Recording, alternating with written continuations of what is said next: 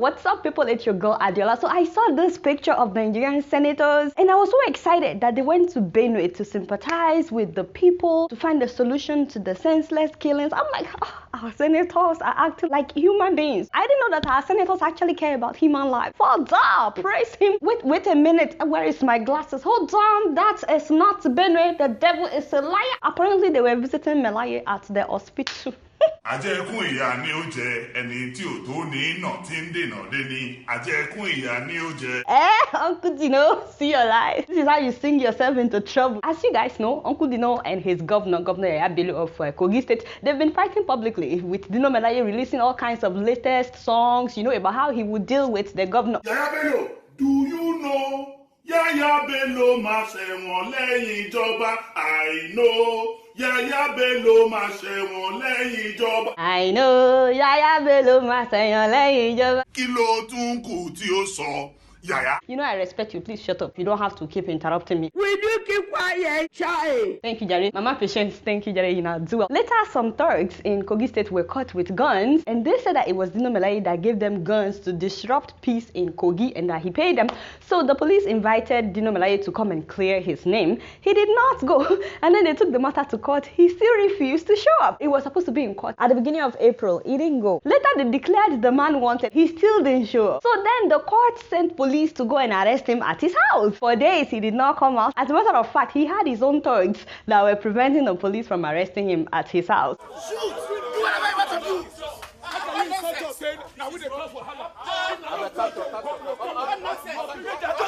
Let anybody touch you here!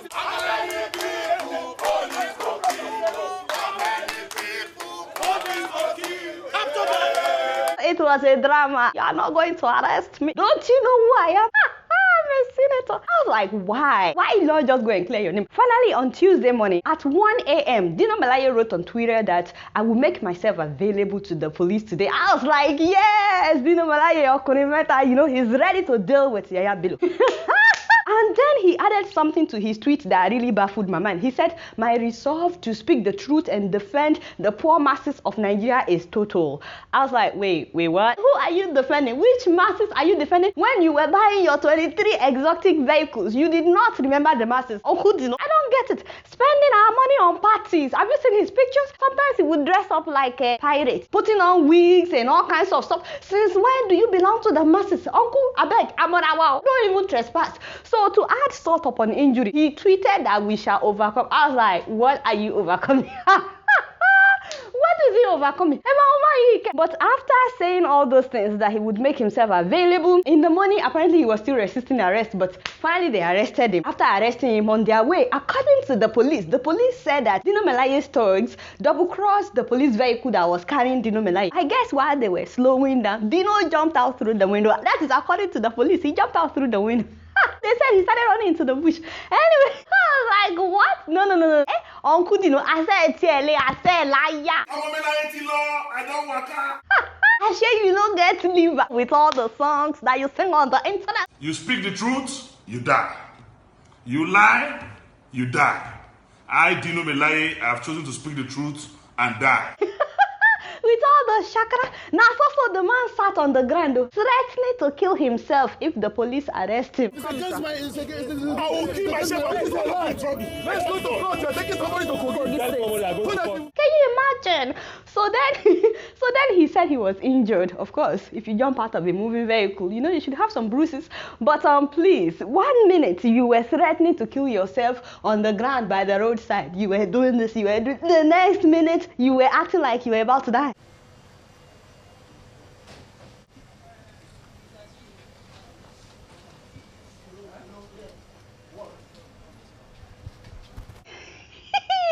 He was dying. So the next day, the man started tweeting. I said, praise God, he's well. His first tweet was about how they arrested 7 people. He mentioned some names, including his lawyer, and he used the word my. So it wasn't as if somebody else was tweeting for him. I was like, praise God, Uncle Dino is fine. And then he tweeted again. He said, Melaye is at the intensive care unit of the National Hospital trauma section. I'm so sorry. I see you. And he's tweeting at the intensive care unit. Melaye is at the intensive care unit. This is the day after. You are telling me he's been...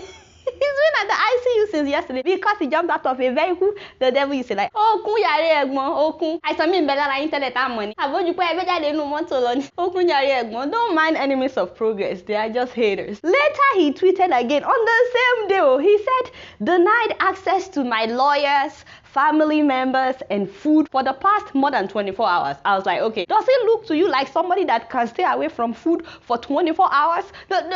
Don't find something ahead. Just look at Uncle Dino. And the fact that the senators came to visit him, you know, they shut down the Senate to go and visit this man. You think the senators will not ensure that the man is eating? I beg, please stop lying. Oh, by the way, those senators, we don't see them when there is national disaster. National disaster. Have you noticed that we will never see them when people are killed or where there is flood or any kind of national tragedy? We don't see them. A man jumped out of a moving police vehicle and they went to visit him as if it was a national disaster. If you are innocent, Uncle Dino, which I know you are innocent because I'm your girl, why run from the police though is what I don't understand. So I've seen some Nigerians, you know, saying that it's a national disgrace that they would treat a senator like this. I'm like, shoo. No, trust me, you don't want me to say anything about that. I was like, what? Nobody is treating Dino anyhow. The man jumped out of a moving vehicle. I don't see anywhere where he was manhandled. Did you see anywhere where they rough handled him? The way they rough handle common people. The man sat on the ground threatening to kill himself. Nobody touched him. They allowed him to do his drama. So what do you mean by they are treating a senator like this? Please stop. Second of all, why do people think that a senator should have preferential treatment? I don't understand. I don't get it. Are they above the law, or is there something that I don't understand? They've been begging this man to show up since last month. To just come, present yourself, come and clear your name. You think they beg regular people like this? They don't even allow you to talk. These people that were saying, oh, why are they doing it? Where were these same people when policemen would harass students? How come you don't say anything when soldiers beat up people in the marketplace? And no one gets angry when a regular citizen is treated like this. They look at it. But when it comes to government officials, why do you take Panadol for their headache? These are people that don't even care about you. You think Dino knows who you are? Whenever all this drama ends, he will go and buy another fancy car. Forget about his tweets. He doesn't care about the masses. Tomorrow now they will say he needs treatment abroad. When you get sick, who takes you abroad? By the way, I don't think this has anything to do with Buhari, because I've been seeing some people implying that it was Buhari that went after Dino. I'm like, no, I don't think so. They are saying that Dino is in the opposition. I'm like, no, he's not. He's in APC. So I don't think this has anything to do with Buhari. And speaking of Buhari, my father and my God, how many people have to die in the hands of the herdsmen before he will do something? Another 16 people were killed in a church in Benue, as well as their priests. 2 priests. They butchered these people right inside the church. And in retaliation, some of the members of the community killed 11 Hausa people that may not even know anything about the attack. You see that there is fire on the mountain. And what did Buhari say about this? He said, oh, people should not play into the hands of agents of disunity. I'm like, shoo. Is he speaking English? Because I have no idea. What does that mean? He cannot go there to visit the people. He cannot send policemen and soldiers to Benue to ensure security. He's talking about, what unity are you even talking about? The unity that you have already divided. At least declare them terrorists. They are terrorizing people, and go after them like you went after the Biafrans. They're not just killing people, they are burning down their houses and properties, and all he's thinking about is running in 2019. Does that make sense? And it's not just that one. There has been several killings. In fact, it's like almost every day now that these herdsmen are killing people. The number one responsibility of a president is to ensure the security of his citizens, and Buhari has failed. I'm glad to see that the House summoned him about the killing, but at the same time, if these people really care, I'm talking about our senators, I was hoping they would take it a step further and actually go to Benue and visit the people and find out what is happening themselves, you know, if they actually care, instead of going to see the drama queen, Melaye, which is why I say they are all hypocrites. So clearly, we don't have a government right now in Nigeria. Also, what does CAN mean, the Christian Association of Nigeria? What do they mean by telling Christians to protest in their church premises? I don't get it. How will protesting in your church premises move the government to do anything? Maybe somebody can enlighten me, because I don't understand, but you guys are not doing anything. Guess what? I'm just keeping it real. Moving on to Kenya. Now, this happened weeks ago. I know it's old news. A lot of Kenyans will be like, why are you just talking about it? Yes, I know it's old news. So I'm so sorry that I'm just talking about it, but I have to talk about it. I'm not boarding. I don't have a passport. I'm not boarding. And my luggage? Where's my passport?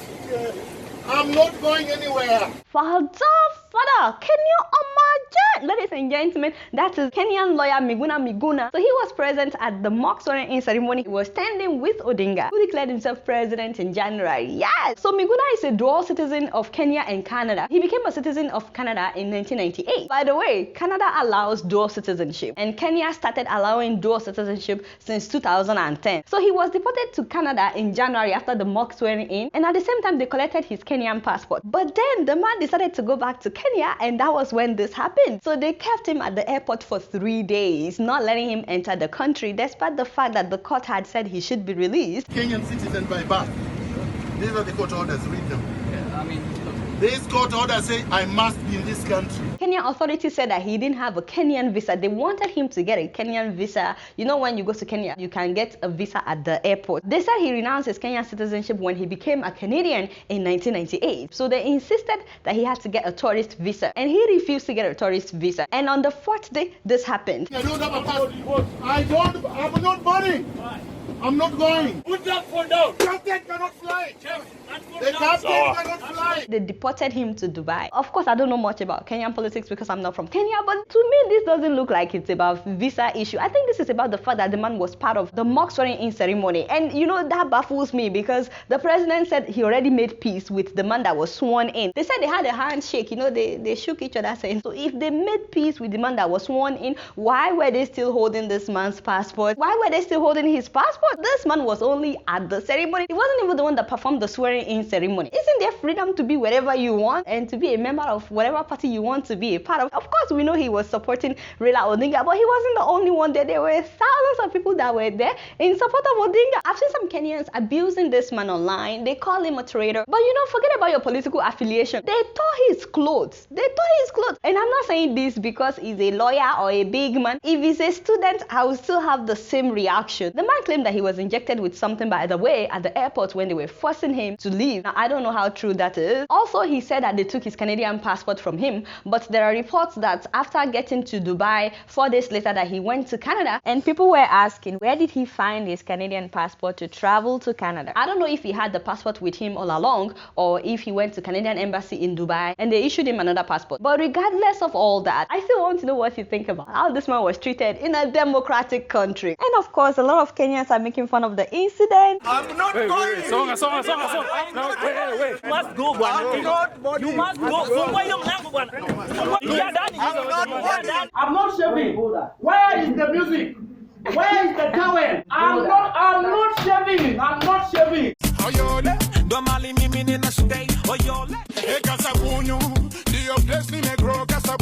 Yeah, so I really would like to know what you guys think. You guys not know much. Guess what? I'm just keeping it.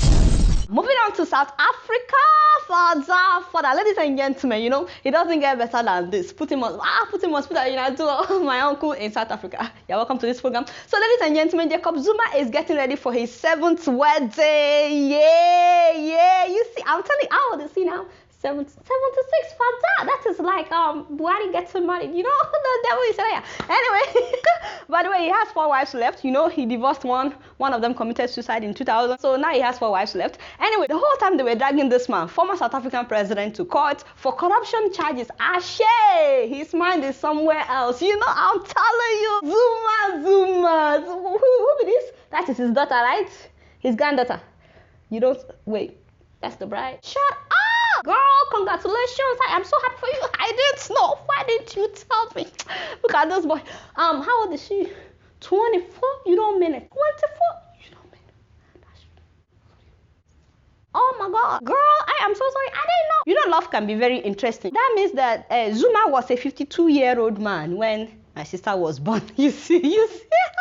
You see how love can defy all odds. So congratulations, my sister, in case you are watching, you know, do up. The only problem that I have with this equation is the fact that they already have a child together. They already have a child together. You know why that is a problem? Because our sister in the Lord right here used to be an advocate for virginity tests before girls can get married. I'm telling you. And you know, nobody asked her. She was the one that introduced herself. She said that she was the director of Nonkanyiso Culture and Youth Development Organization, which is an organization known for promoting virginity tests in KwaZulu-Natal custom. Okay? By the way, the organization said that she wasn't the director. So, but if she already has a child, I don't think she's probably not a virgin anymore. So of course it's not in my place to tell whether anybody is a virgin or not, but but she had a child for Jacob Zuma. She had the baby this April, and guess what? She has already changed her last name to Zuma. So of course the organization released a statement that she has brought shame on their custom and their organization. By the way, she also worked for another organization known as She Conquers. This is an organization that empowers young girls economically in order for them to become self-dependent so that they would not have to depend on sugar daddies. They try to discourage them from depending on sugar daddies. Now, as expected, this organization also released a statement that her decision to marry Jacob Zuma is contrary to their campaign to empower young women to end reliance on sugar daddies. Can you imagine these people? They just called Jacob Zuma a sugar daddy. They were indirectly saying that Jacob Zuma is her sugar daddy. This is very, very offensive. No vex, Jare, my sister. Anyway, I said all this just to wish the couple a happy married life in advance, just to congratulate the couple. Please invite me to your wedding. That would be wonderful to experience Jacob Zuma's wedding. Anyway, you guys, I don't know much. Guess what? I'm just keeping it real. Alright y'all, it's been real and I'm keeping it right up in here. Don't forget to follow me on Facebook, Twitter, and Instagram. And if you're yet to subscribe to my YouTube channel, please make sure that you do. Until next week, I'm gonna see y'all later. Peace out!